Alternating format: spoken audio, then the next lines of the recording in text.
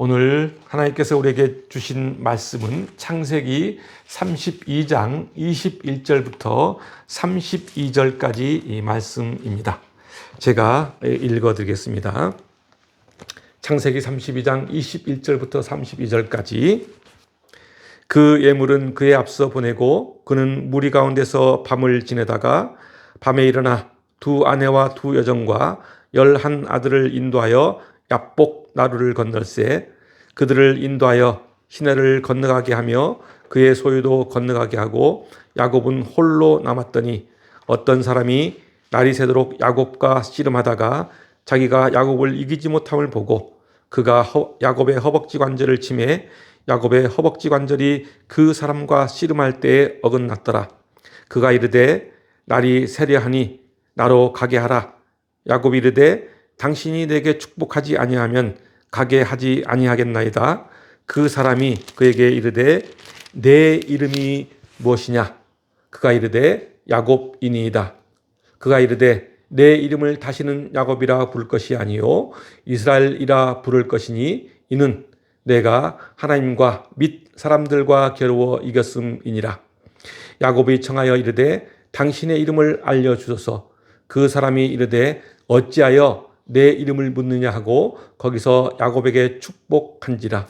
그러므로 야곱이 그곳 이름을 브니엘이라 하였으니 그가 이르기를 내가 하나님과 대면하여 보았으나 내 생명이 보존되었다 함이더라. 그가 브니엘을 지날 때에 해가 돋았고 그의 허벅다리로 말미암아 절었더라. 그 사람이 야곱의 허벅지 관절에 있는 둔부의 힘줄을 쳤으므로 이스라엘 사람들이 지금까지 허벅지 관절에 있는 둔부의 힘줄을 먹지 아니하더라. 아멘. 오늘 본문은 야곱의 인생에 있어서 가장 극적인 터닝 포인트를 가져온 사건을 기록하고 있습니다.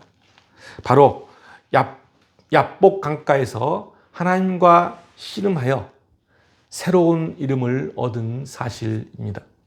그것은 단순히 야곱의 이름을 바꾸는 정도가 아니고 파란만장한 인생을 하나님이 주신 축복의 삶으로 변하는 결과를 가져다 주었습니다. 절망과 위기의 순간에 하나님의 은혜를 통해 새롭게 변화된 인생을 살게 된 것입니다. 야곱에게 있어서 야복 강가는 성화의 역사가 일어난 곳입니다. 다시 말하면 야곱의 신앙 성장에 있어서 야복 강가는 매우 중요한 위치를 차지하고 있습니다. 야곱은 20년의 타향살이를 청산하고 고향 가나안으로 들어가는 길에 야복 강가에 이릅니다.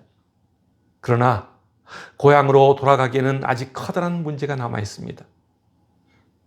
그것은 바로 20년 전 형 에서의 장자권 축복을 자신이 가로채므로 에서가 크게 분노해서 자기를 죽이려 하자 삼촌 라반의 집으로 멀리 도망을 가게 됩니다.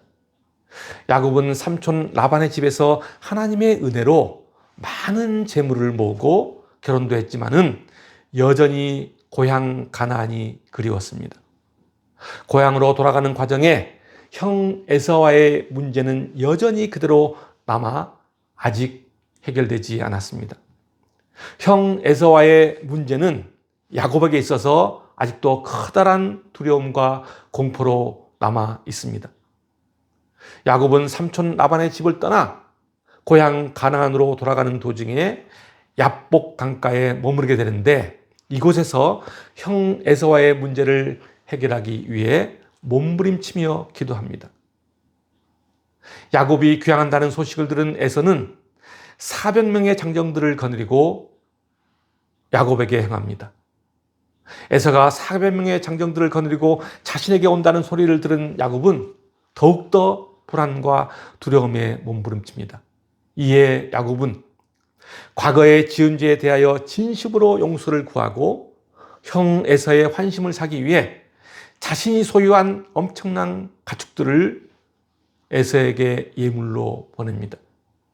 야곱은 하나님의 언약과 보호 그리고 인도하심을 의식하고 있었지만 그는 여전히 형 에서의 복수의 칼날을 두려워하며 불안에 떨고 있습니다. 야복 강가에 도착한 야곱은 먼저 자신의 종들과 가축들 그리고 가족들을 앞서 보내고 나서 자신은 마지막으로 야복강을 건널 생각을 합니다. 그리고 홀로 남아 밤새도록 하나님과 씨름합니다. 야곱은 하나님과 밤새 씨름하면서 허벅지 관절이 상하게 되지만은 하나님의 축복을 얻을 때까지 하나님을 보내지 않겠다며 매달립니다. 그러자 축복을 간청하는 야곱을 향해 하나님은 이제부터 너는 야곱이 아니라 이스라엘이라 부르며 축복합니다. 야곱이 하나님으로부터 축복을 받고 그의 인격은 본격적으로 변하기 시작합니다. 그렇습니다. 야곱의 인생은 지금까지 속고 속이는 인생을 살아왔습니다. 그 인생은 고난과 두려움의 연속인 인생이었습니다. 그러나 하나님을 만난 후 야곱의 인생은 완전히 새로운 인생으로 변모된 것입니다. 이것이 오늘 본문의 내용입니다.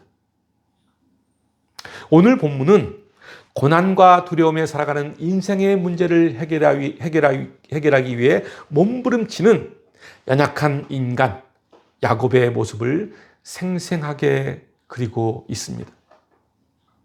야복 강가에서 하나님과의 처절한 사투는 야곱의 인생을 바꾸어 놓았습니다. 영적인 고향 가나안으로 돌아가는 과정은 그리 쉽지가 않습니다. 과거의 잘못이 자신의 발목을 잡습니다. 20년 전 형 에서의 장자권 축복을 가로챈 사건으로 인해 야곱은 자신의 집을 떠나 삼촌 라반의 집으로 피신해야 했습니다. 에서의 분노가 하늘을 찔렀기 때문입니다. 이러한 감정은 아직도 풀리지 않은 채 남아 있습니다. 그래서 야곱은 형 에서에게 사자를 보내서 안부를 전하고 화친하고자 하는 의사를 전달했습니다. 에서로부터 돌아온 사자에게서 에서가 400명의 장정들을 거느리고 자신에게로 온다는 소식을 들은 야곱은 혹시 에서가 자신과 자기 식구들을 해치지 않을까 하는 두려움에 사로잡힙니다. 이에 야곱은 에서에게 보낼 예물과 무리들을 앞서 보냅니다. 21절부터 23절까지 말씀입니다. 그 예물은 그에 앞서 보내고 그는 무리 가운데서 밤을 지내다가 밤에 일어나 두 아내와 두 여종과 11 아들을 인도하여 야복 나루를 건넜세. 그들을 인도하여 시내를 건너가게 하며 그의 소유도 건너가게 하고. 야곱은 시시각각 다가오는 에서의 위협에서 벗어나고자 자신의 식솔들과 가축들을 두 떼로 나누어 만약의 경우를 대비합니다. 그래서 자신의 소유와 가족들을 앞서 보내고 자신은 맨 뒤에 남습니다. 아마도 이들을 먼저 보내고 남아있는 야곱의 심정은 무척이나 착잡했을 것입니다. 시각각 몰려오는 에서의 위협에 잠도 오지 않고 두려움과 불안함에 사로잡혀 있었을 것입니다. 그리고 자신은 홀로 남아 밤새도록 하나님께 간절히 기도합니다. 오늘 본문 이전에 12절 말씀처럼 고향으로 돌아가면 반드시 은혜를 베풀어 줄 것이라는 하나님의 말씀을 상기하는 야곱의 마음 가운데는 아직도 두려움이 그대로 남아 있습니다. 그럼에도 야곱은 바다의 모래같이 자손을 번성하게 하시겠다는 언약의 말씀을 붙들고 하나님의 도우심을 간절히 구합니다. 위기는 기회라는 말이 있습니다. 야곱은 절박한 위기에 처한 상황입니다. 에서가 장정 400명을 거느리고 자신을 죽이려고 다가오는 상황에 놓여 있습니다. 인간적으로 보면은 야곱은 이런 상황에서 종들을 무장시키고 방어막을 쌓고 에서의 위협으로부터 보호해야 마땅합니다. 그런데 야곱은 만사를 제쳐두고 하나님 앞에 먼저 나아가 기도부터 합니다. 인간적인 노력과 방법을 사용하기보다는 먼저 하나님께 기도하고 하나님의 도우심을 바라고 있는 모습입니다. 24절 말씀입니다. 야곱은 홀로 남았더니 어떤 사람이 날이 새도록 야곱과 씨름하다가, 아마도 자신의 능력이나 노력으로는 도저히 감당할 수 없는 상황에 직면한 것 같습니다. 야곱은 식솔들을 앞서 보내고 홀로 남아 밤새도록 어떤 사람, 그 어떤 사람은 하나님입니다. 하나님과 씨름합니다. 하나님께 매달려 처절하고 필사적으로 간구하고 있습니다. 그렇습니다. 하나님께서는 교활하고 교만한, 또 거짓으로 가득 찬 그 야곱을 낮추기 위해 야곱과 씨름하고 있는 것입니다. 하나님은 약해진 야곱을 만나 주신 것입니다. 우리는 우리 자신이 약해지면은 하나님을 향해 마음의 문을 열기 시작합니다. 그리고 이때 비로소 우리는 하나님께 기도합니다. 그러나 세상적으로 잘 나갈 때는 우리는 하나님을 찾지 않습니다.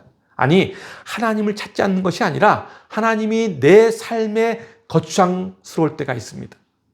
그래서 예배나 기도가 부담스럽습니다. 교회에 나오는 것도 부담스럽습니다. 왜냐하면 지금 내 앞에 당면한 일들을 처리해야 하고 그것이 더 중요하다고 느끼기 때문입니다. 한마디로 내 이익과 욕심을 채우기 위해서 인간적인 방법과 수단을 다 동원해서 더 잘 되기를 기대하고 또 기대합니다. 한마디로 하나님 없이 내 능력과 내 힘으로 모든 것을 이루려고 합니다. 이럴 때 하나님의 존재는 거추장스러운 존재로 전락하고 맙니다.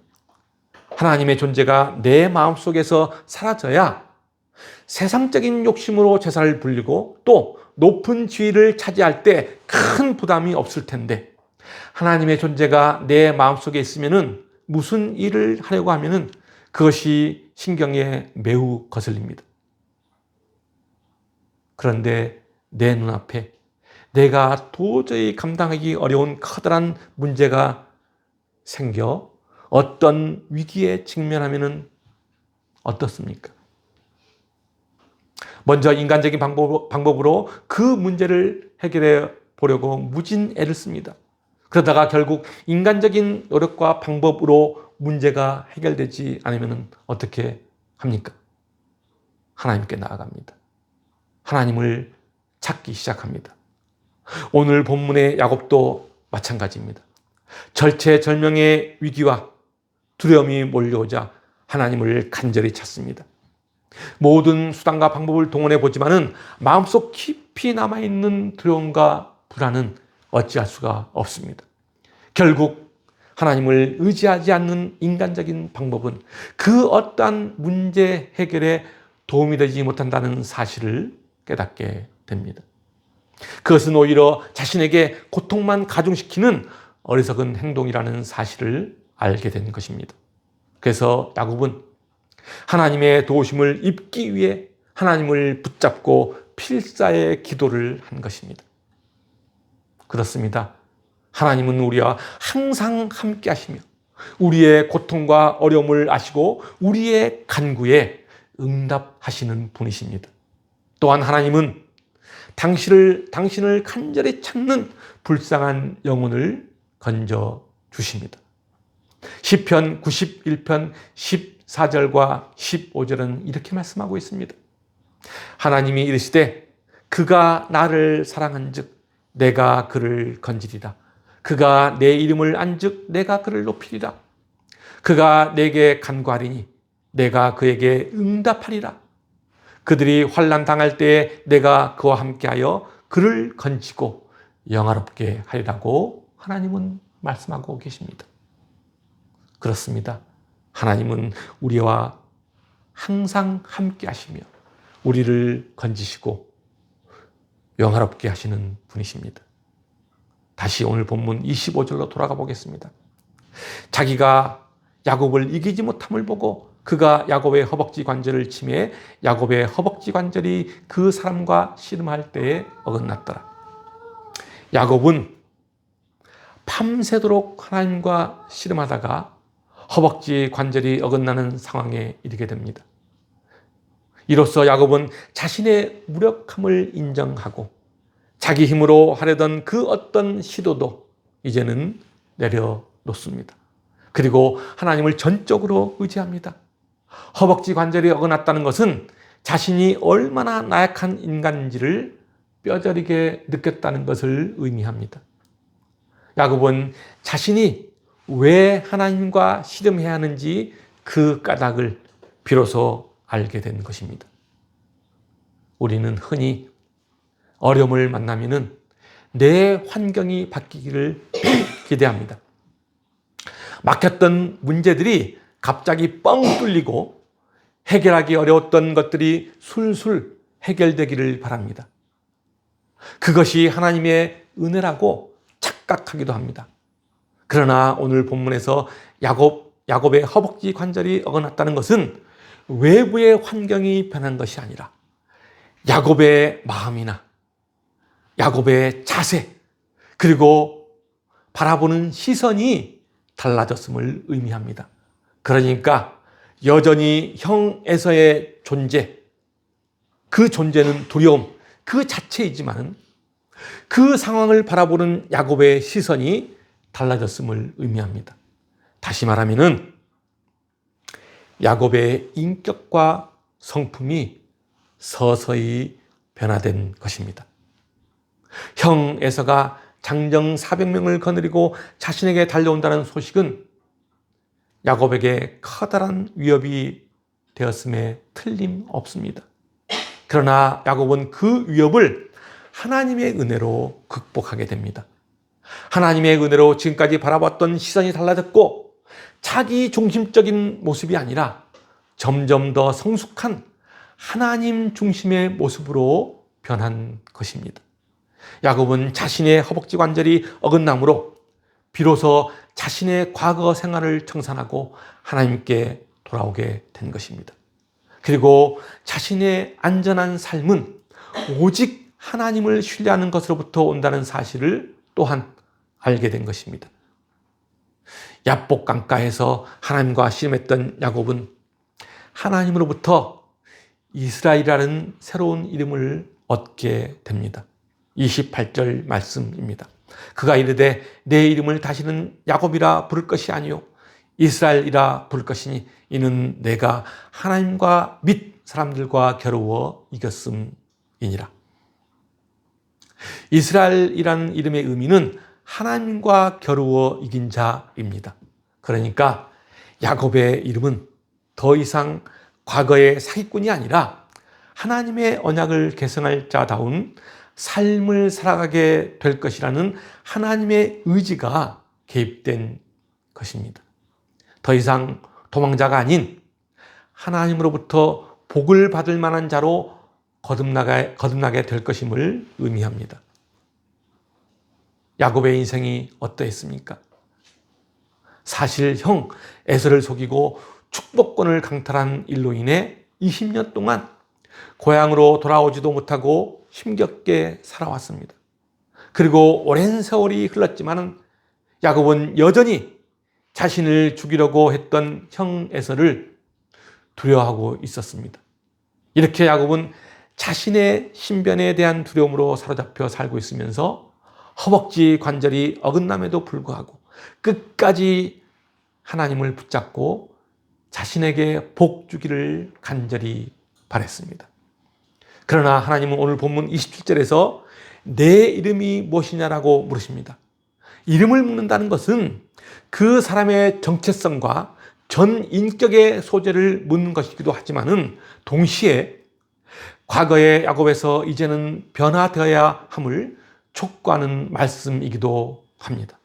다시 말하면은 거듭나기를 원하시고 계시는 것입니다. 그리고 하나님께서는 거듭남의 표징으로 야곱의 이름을 바꾸어 주신 것입니다. 오늘 본문 28절에 내 이름을 다시는 야곱이라 부를 것이 아니요 이스라엘이라 부를 것이라 라는 말씀은 실로 야곱에게 있어서 크나큰 축복인 것입니다. 과거에 저질렀던 잘못을 씻어주시고 새롭게 태어남을 선포하는 것이기 때문입니다. 야곱이란 이름이 이스라엘로 바뀐 것은 죄된 본성이 성령님께 순종되는 것을 말해주는 것이요, 사단의 세력으로부터 벗어나 승리하는 것을 말하는 것이고, 또한 하나님의 보호하심을 입는 복된 자임을 의미하는 것입니다. 더 나아가 겉사람과 속사람이 모두 거룩하게 변화되기를 권고하는 것이라고 할 수 있습니다. 하나님은 야곱의 인생을 바꾸어 주셨습니다. 야곱에게 새 이름을 주시고 그를 축복하셨습니다. 생존을 위한 몸부림으로 영적으로 갈급했던 야곱은 하나님 앞에 나아가 간절히 기도했습니다. 자신의 허벅지 관절이 어긋나도록 하나님께 의지했습니다. 그 결과 야곱의 이름이 바뀌었고, 이름이 바뀌었다는 것은 자신의 모든 삶이 하나님의 통치를 받는 것을 의미합니다.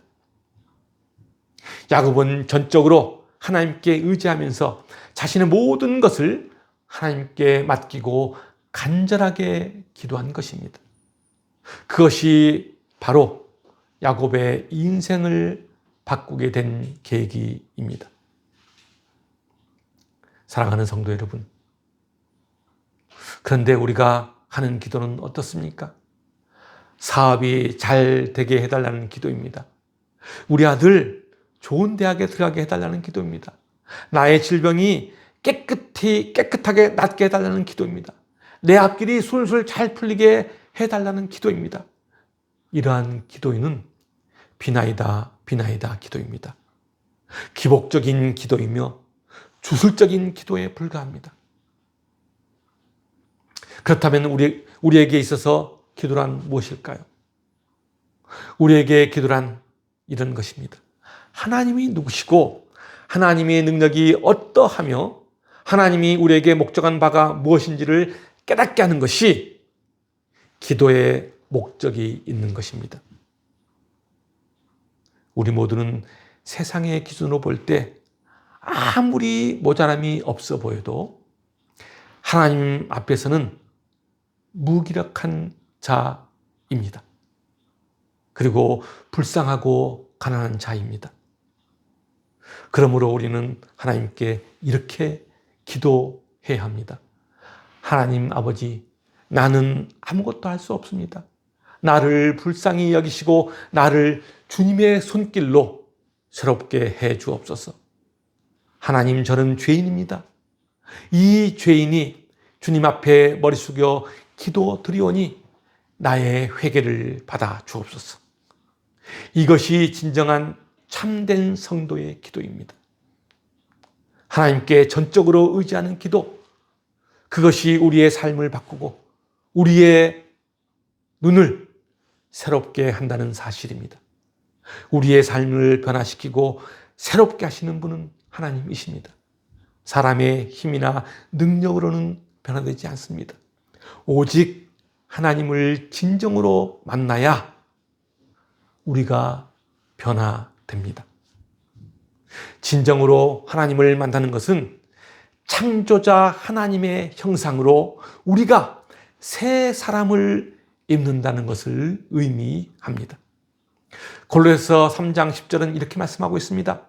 새 사람을 입었으니 이는 자기를 창조하신 이의 형상을 따라 지식에까지 새롭게 하심을 입은 자니라 라고 말씀하고 있습니다.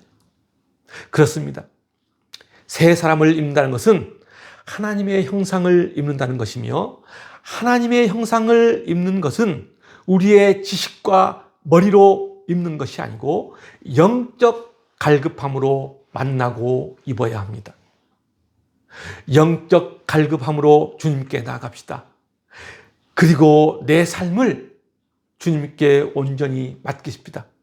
그럴 때 우리는 하나님의 주권과 하나님의 통치를 인정할 수 있습니다. 그럴 때 비로소 우리는 하나님을 만날 수 있습니다. 그렇습니다. 하나님의 주권과 통치가 우리의 삶에 온전히 녹아날 때 비로소 우리는 새롭게 변화되어 새 삶을 살 수 있는 것입니다. 사랑하는 성도 여러분, 하나님의 주권과 통치가 여러분의 삶에 항상 함께하기를 주님의 이름으로 간절히 축원합니다. 기도하겠습니다.